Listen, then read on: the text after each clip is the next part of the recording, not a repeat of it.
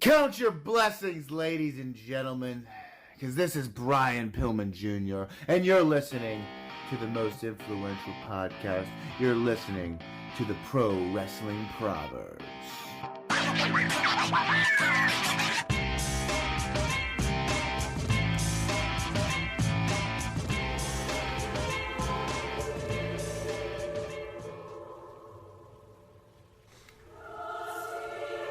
This isn't some typical fantasy booking.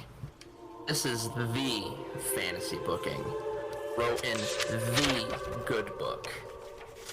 This is Logan Scripture.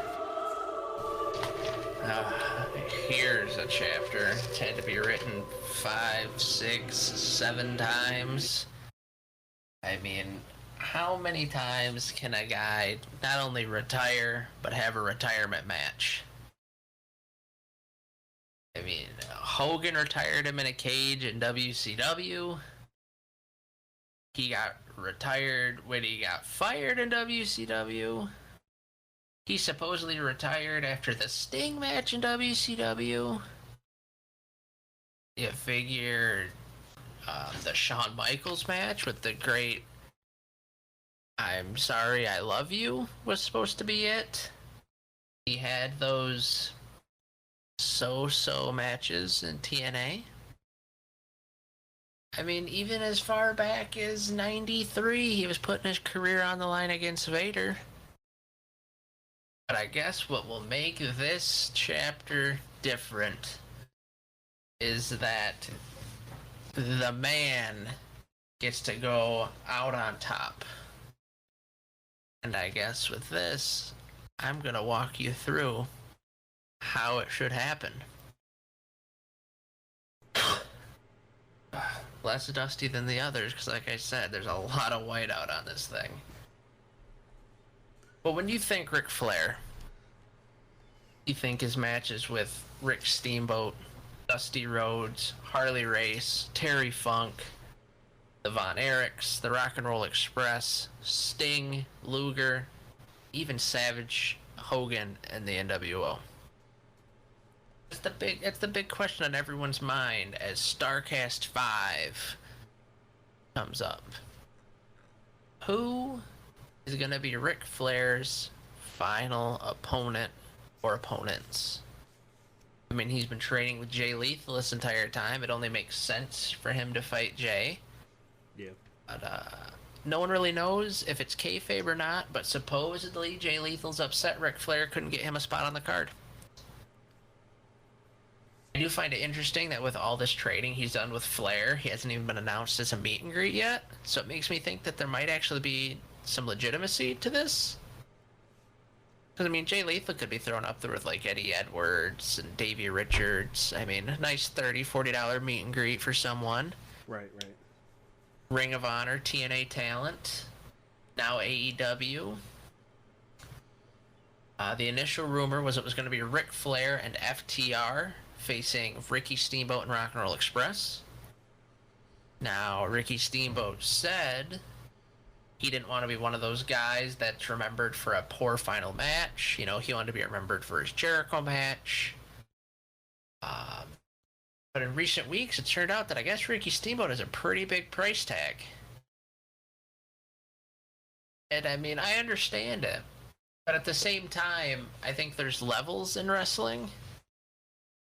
And I think Ricky Steamboat is 1 to 2 below the likes of a Ric Flair.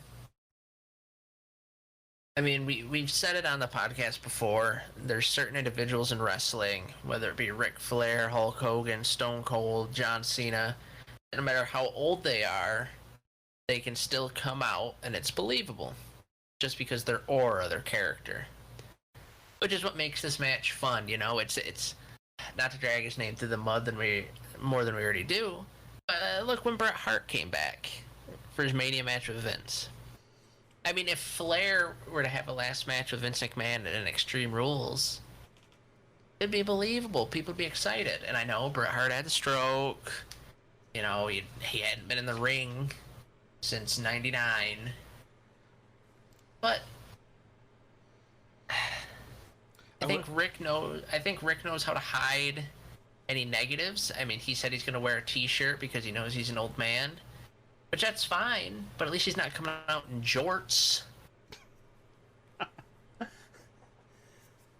I mean, I would pay good money to see Vince McMahon come out at Starrcast on Fight TV and fight Flair. We'd have to get tickets. We'd have to go. I don't know. Unfortunately, we'll be watching this on Fight TV. I mean, you might be watching it on Fight. I'll find it on a nice, definitely legal streaming service. Oh yeah, you're one of those guys. Maybe a pirate can help you. Paul Burchill will come and help me. Yeah, he'll set you up with a stream. I mean, you see all these names happening though, and there's still no idea who Rick's fighting. And I mean, it's this month. It's about 20 days away from this recording. Yeah, we're recording this on July 7th.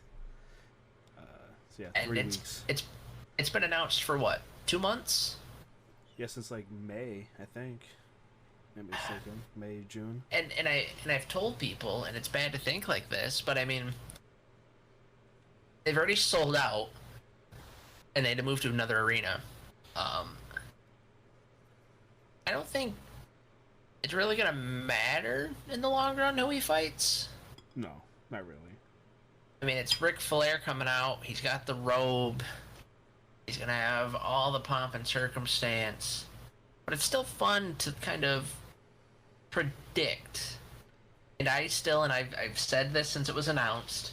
You've got to be able to get him in the ring with not only someone who can still work, but has some sort of legacy or history with him. I mean, and the list that I made early on, that would be the best ones to kind of work with. I mean, obviously Ricky Steamboat's already out. Requested too much money. I also don't know how well, because I mean, Ricky Steamboat looked real good because he was in the ring with Jericho. You kind of need that person that can carry him. Obviously, Dusty Rhodes, long past. But wouldn't it be interesting if it, instead of Dusty, was Dustin? I mean, AEW's got a presence here at the Ric Flair last match. You look at Dustin, you add about 50, 60 pounds to the man, and he's the American Dream. Dustin trains people, so I'm sure he would be able to work well with Nature Boy. And he's proven with his matches, I mean, when he first came to AEW with Cody, or even any of his matches on Dark or Dynamite or Rampage, he's still got a lot in the tank. Then you've got someone like Kevin Von Erich. I mean, the thing that started the Fabulous Freebirds versus the Von Erich feud was Michael Hayes and Terry Gordy turning on Terry in a steel cage. And who was Kerry facing at the time? None other than Ric Flair. When David Von Erich had his untimely passing, who did the honors and let Kerry beat him in front of the packed Texas crowd? None other than Ric Flair. Now, as this event was kind of getting made, coming together, I questioned if we would be able to see Ric Flair and FTR, or Ric Flair and insert tag team or two singles guys here, face the Von Erichs, being Kevin and his two sons. Well, it seemed like it could have been a possibility until about yesterday, when they announced, because they have other matches besides Ric Flair's last match, they announced the Briscoes facing the Von Erich brothers. So that takes them out of contention. Yeah, well, they Then can't there's pull double duty? No, I don't. They can't pull single duty. Now then, you've got someone like Sting. I mean, again, big AEW presence. Sting and Flair have fought in the NWA, WCW, TNA. They were the last match in WCW Nitro. Again, Sting goes down this route. I think it's got to be a tag match. I mean, as good as Sting has looked in AEW, it's been in tag team matches, so that way, you know, when he needs to take his breather, he needs to do a rest hold, fans aren't bored. I don't think fans would get bored of Sting and Ric Flair. I just don't think you're going to do Sting and Ric Flair because Sting has always seemed to have the advantage on Ric. And I don't feel Ric Flair's going to lose this match. This isn't your typical final match. I would be shocked if Ric Flair were defeated. This is his weekend, his last match. They have events for him. Yeah. The roast Ric Flair. For Horsemen getting back together with Lex Luger. I mean, can't have the man lose. I don't think he'd lose. The Rock and Roll Express are going to be one of the meet and greets. So I think you keep them in. You have them, instead of teaming with Ricky Steamboat, have them team with Dustin Rhodes. And you have them fight Flair in a tag team, which, I mean, as much as I love the Horsemen, Arn Anderson's not going to be allowed to bring a Glock into the ring, so he's out.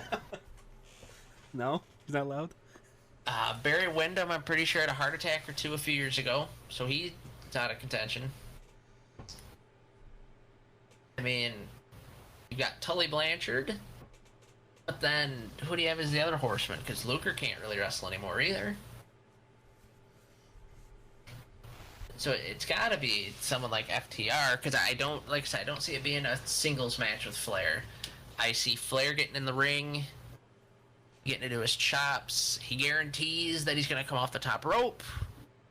Gonna, you know, of course, lock in the figure four. I'm hoping he doesn't do the spot where they whip him into the turnbuckle and he flips over it. Because that would look gnarly for a 73-year-old. He's going to attempt it, at least. He's going to think about it. He's going to get whipped into the ropes. He's going to think about it. Yeah. It'll cross his mind. I guess I've got two ideas here. Do the Flair FTR against Dustin Rock and Roll Express, or keep Dustin Rock and Roll, because they always feuded with the Horsemen anyway, and do Flair and Tully, and then, I guess, for that other Horseman, you do Sting? I mean, if you look at other Horsemen over time, Ole Anderson hates Ric Flair. Sid Vicious wasn't a good Horseman. Paul Roma was ass. Malenko can't do it. Mongo Benoit and Pillman certainly can't do it. I mean, it only leaves Sting. Yeah. But I don't see them putting Sting with the Horsemen. I mean, I've read online some people think maybe Joe Henning will appear, even though seems they forget that he's a WWE producer now. I told you before this, I mean, Jerry Lawler's a meet and greet. You could always have Flair and Lawler. I will turn my TV off if I'll watch the rest of the card, but I'll turn it off if Jerry Lawler walks out. It has to be Dustin if it's a tag, because like I said, the person has to lose. Yeah, if it's a tag, I'll throw this out there to support your cause.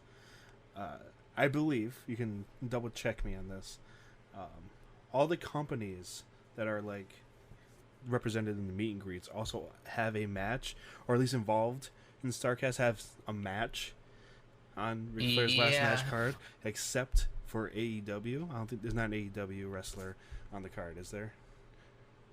Not that I can think of. No, not an official AEW wrestler.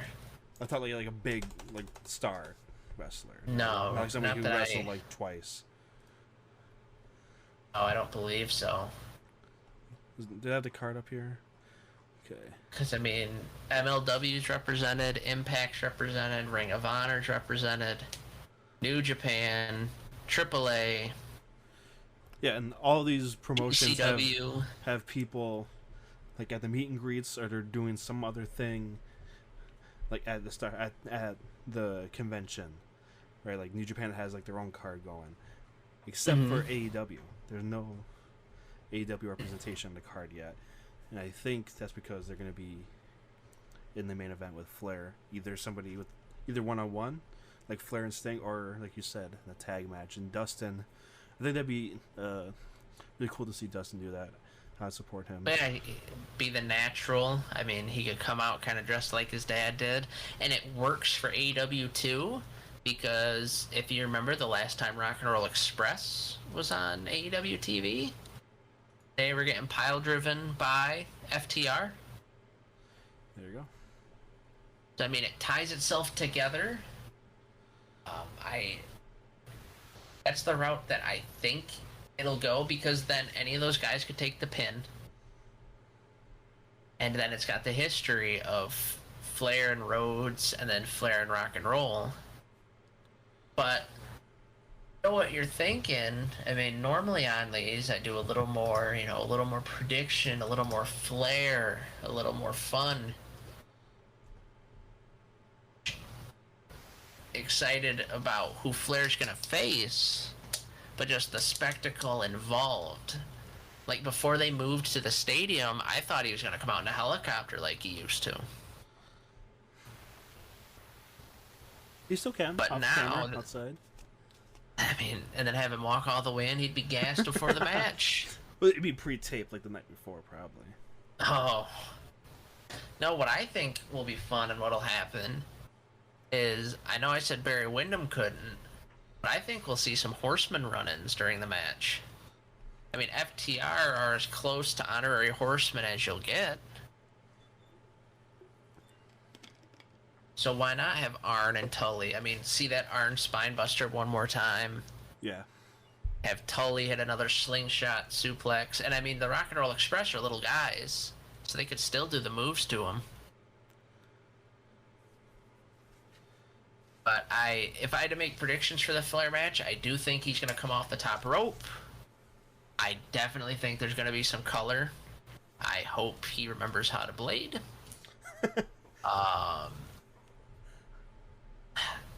Depending on who he's in the ring with, I think we could see a lot of Flair. I mean, you don't just train for 3 months to do your little stuff and walk away. Yeah, bump a little bit, get taken out, let your partner do everything, and then do a little offense and win. I think a lot of people will be surprised with how well Ric Flair. It's not gonna be. I don't think it's gonna be necessarily good as like what some wrestling fans are gonna like expect. Like he's not gonna work a clinic out here. Okay, he's not wrestling in the G1, right? No. I think it'll be fun. I think it should be a fun time. He said it'll be better than the Ric Flair of 2009, which I definitely believe. And then for everyone kind of poo-pooing on this, I mean, wouldn't you rather someone like Ric Flair, and I know, and I've said it before, oh, it's cool to hate Ric Flair, oh, dark side of the ring, pulled his dick out, oh. But I mean, Christ, the guy's gone through a lot. Helicopter crash, was fired from WCW essentially twice. He was told back in 91 that he wasn't relevant anymore. He came back to WWE essentially he was broke and depressed, and Undertaker and Vince helped him out of that, each of them respectfully. Had a 8-year career renaissance, ended with what should have been one of the greatest retirements, again became broke, had to go back over to TNA, pumped those out, came back to WWE, did pretty well, kind of, almost died, came back again, kind of ran off the rails, and now we're here. I mean, his woo is back in the opening. He gets to go out on his own terms. I mean, remember how much everyone loved Austin going out on his own terms? And the Austin match was fun, don't get me wrong. But was it great? Like, did Austin do anything spectacular? No. No, it was... It was a fun match. Yeah, it was a great match for what it happened. was. It wasn't him and Kevin wasn't wrestle like put on a clinic or anything. That's what we're expecting. That's what everyone. Yeah, but everyone talks like it was. Yeah. I rewatched it and I remember I had a lot of fun. I'm like, oh shit, it's Stone Cold doing a match, and the setup to it was great. But it wasn't. You know, it's not like he came out in the trunks and hit a top rope elbow and, you know. So don't expect that from Flair. I mean, and like I said before when talking to people about it, wouldn't you rather him be able to go out on his own than to have to just randomly have to retire like Triple H just did? Yeah. At Mania? Or essentially like Hogan had to, where their body just gives in and it's done. Any chance Hogan shows up? I'd lose it. That's two of my, I mean, without question, Mount Rushmore favorites, everything. And again, like I said, oh, it's cool to hate on Hogan. Oh, said the N-word. Oh, bad opinions. Oh, thinks COVID's fake. Oh. But is still a great fucking wrestler. And go watch his Japan stuff if you want to, like, critique me saying that. But, I mean, his music, you could be watching Raw, and his music goes on. I mean, the crowd would boo him, because, again, oh, it's cool to hate Hogan. But it would send goosebumps down you. Yeah. I mean, there's not very many themes that could do that. Austin's, Rock's, Brock's, Cena, Taker... Maybe Flair. I think Triple H will now, because you never know when he's going to appear. But there's not very many. Shawn Michaels did for me. Yeah, I was saying, and I mean, only a couple handfuls. Flair said Hogan won't be there. At first, I was really excited. I thought maybe Hogan would be there. But, I feel like... We're gonna watch the roast, right? We're gonna buy that. Yeah. Yep. I think Hogan will be at that. Hogan would be great for that. I like the roast of Ric Flair. It's either gonna be like hilarious or it's gonna be horrible. Like there's no in between. Like I feel like after we get done watching that, we're gonna text each other and be like, either wow that was funny as fuck or that was kind of sad. Yeah, like I said, I think I said before on here, they're missing Triple H, which I think would add a lot to it. But it'll be interesting to see with everyone else.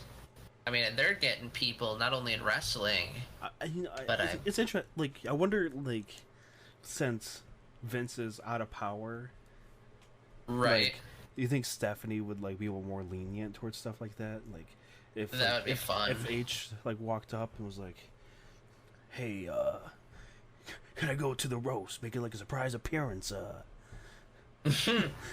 I think she would say yes. You know. I think so. I'm curious if Charlotte will be there. I think she will be there, but she won't be there. You know. Okay.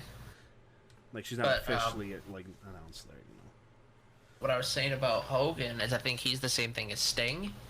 Whoever faces Flair, Flair has to beat him. And I don't think you're going to have Hulk Hogan come back to lose to Ric Flair. Yeah. You think Starrcast V, Hulk Hogan's last match? I would shit. You'd have to go to that one, wouldn't you? Yeah, I'd pay the probably $500 to meet Hulk Hogan. Probably more than that. I think that's I think he might charge more than that to meet him at the fucking beach shop. You're just walking in and he's got the square reader ready. Like you walked in my store, brother. Do we know who's booking this match? Like this card? I don't know. Ric Flair in one interview made it sound like Conrad was. I don't know if Conrad so much is booking it as he's being like, hey, I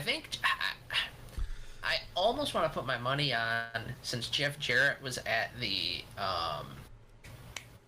oh shit, the panel where they did on YouTube and they talked about the match. Yeah. And Jeff Jarrett does all the live events for WWE now, right? Yeah. I'd almost want to think Jarrett's booking it. And I mean, it makes sense. He's got connections with Impact still. He was a part of Team NWA at All In when it was Cody and Nick Aldis. So he's probably got a couple, he's got some feelers to on. I hope it's Jarrett booking it. The only thing Conrad should be booking is the flights home.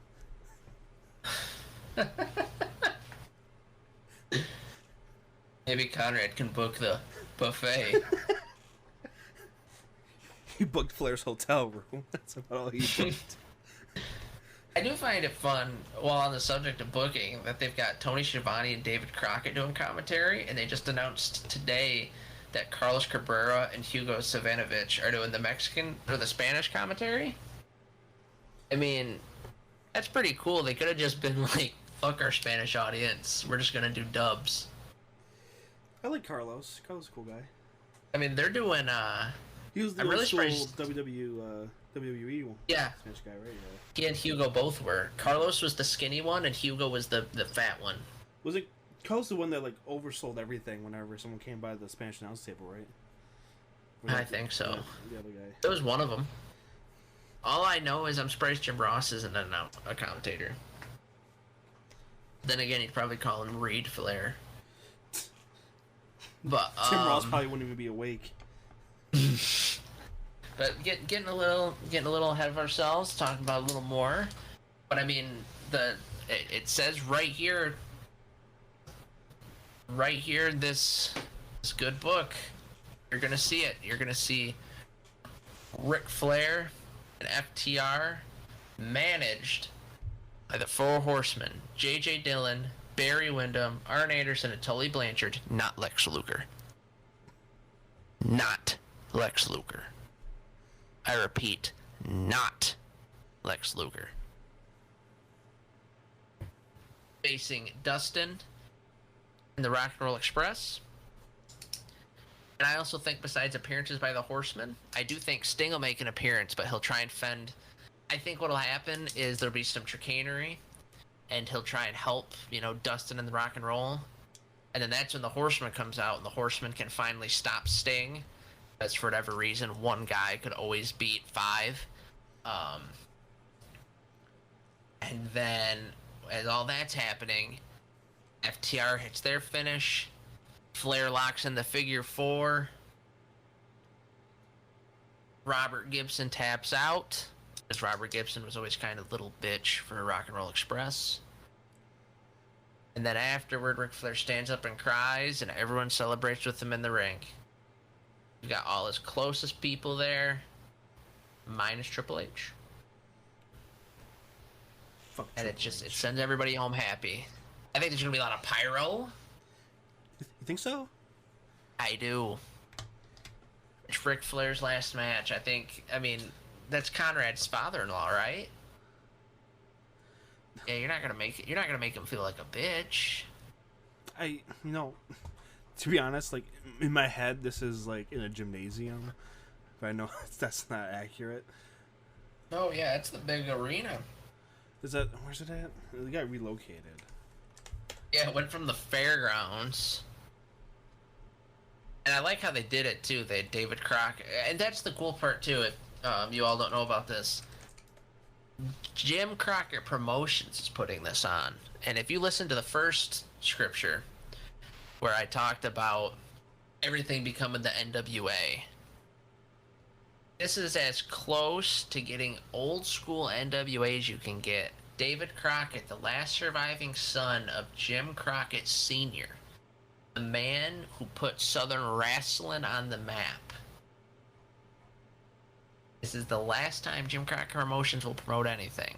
or so they say. I think if this does well, you might see a couple offshoot Jim Crockett's. You've got Tony and David, who for years called matches. Some of the meet and greet people include Tommy Young, who was that legendary NWA ref. Doug Dillinger, the head of security. I mean, and with their ages, I mean, you're not going to be able to see these people very much longer. I mean, think of the ones that I listed at the beginning that you associate with Ric Flair. Like, not to get morbid. Steamboat's in his 70s, Dusty's dead, Harley's dead, Funk's in a retirement home, Hogan can barely walk, Savage is dead, all but one Von Erich's dead, Rock and Roll Express are retiring after this year, Luger's in a chair most of the time, and then Sting's doing dumb shit in AEW. Like, you don't need to dive off balconies, bud, we get it. I mean, this is going to be one of the last times an NWA, an old wrestling, a Four Horsemen fan can really, truly have a con for them. And it gets capped off with Rick and FTR, who I'm hoping if they do this and they do it right, because they've been posting YouTube videos, they do something where they induct the FTR into the Horsemen. Ooh. For one night only. It also makes me wonder if they could, maybe they do 4. Maybe they do Rick, Tully, and FTR against Dustin, the Rock and Roll, and one more. Maybe, I don't know, Ricky Morton's kid, so there's someone that can lose. Sure. I mean, there's a lot of possibilities, but I think the one thing that stands true is that for the first time in Ric Flair's retirements, the winner will be the 16 asterisk 21 time heavyweight champion from North Carolina, the Nature Boy, Ric Flair.